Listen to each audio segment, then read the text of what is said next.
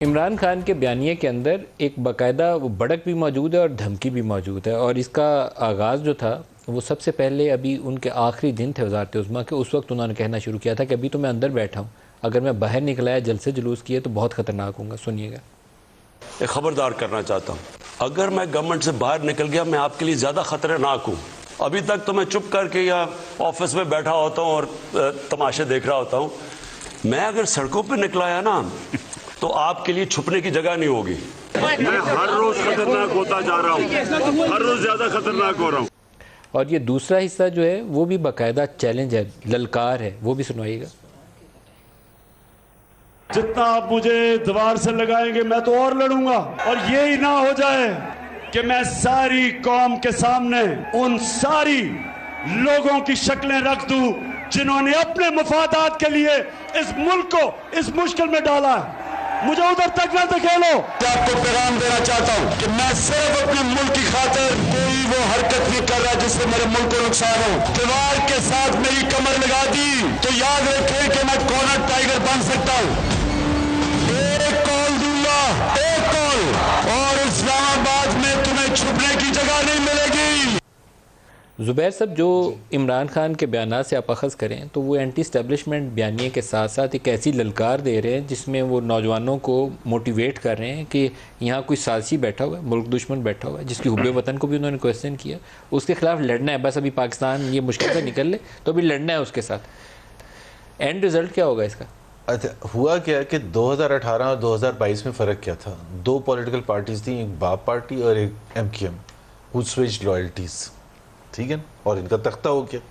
PPP, PMLN, JUIF ने तो कभी इसमें कोई छुपाया नहीं था कि भाई हमारे पास 172 होंगे तो हम तख्ता कर देंगे, जो कि राइट भी है कॉन्स्टिट्यूशन में। बाप और MQM ने साइड चेंज की और काफ तकसीम हो गई, बट उनको कभी उनके खिलाफ वैनम नहीं सुना आपने, कभी नहीं सुना।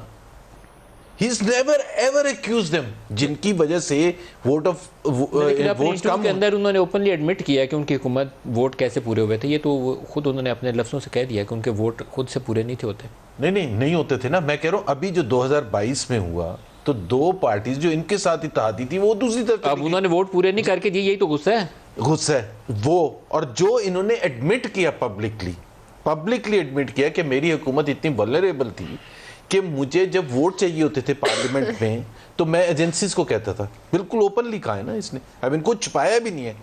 जब आप खुद ये काम करते थे, जब आपने खुद आउटसोर्स कर दी थी politics, including legislation, including the running of the parliament, outsource कर दी थी खुद इनके बकौल, तो फिर आप इतने गिले शिकवे क्यों कर रहे हैं? देखिए, फिर आप ये क्यों कर रहे हैं कि आज वो दूसरी साइड के साथ क्यों है? हालांकि दूसरी साइड नहीं, ही हैज मेंटेन्ड कि दे हैव बिकम न्यूट्रल। अच्छा, ये वोट ऑफ नो कॉन्फिडेंस के फर्स्ट टाइम इन्होंने न्यूट्रल का वर्ड यूज किया था एक जलसे में, when he was the prime minister, जब इन्होंने कहा था न्यूट्रल जानवर होता है। So he was viciously attacking while he was the prime minister of the country. तो मेरा ख्याल है ये it is a case of क्या होगा, क्योंकि जो आप कह रहे हैं ये कोई जाम अच्छा नहीं होता है। मैं उस तरह से मजाक के तौर पर नहीं कहना, but some psychiatrist has to come कि why is he behaving the way he is this all political sir? ये is it anger, is it आप इसको किसी और अंदाज से ले रहे हैं, लेकिन ये जो वायलेंट पॉलिटिकल प्रोसेस है, ये वायलेंट पॉलिटिकल प्रोसेस है। because don't forget कि it is not a matter कि वो हमारा मुखालिफ है, he's a popular leader, और उसका ये बिहेवियर जो है वो पाकिस्तान के लिए नुकसानदेह है।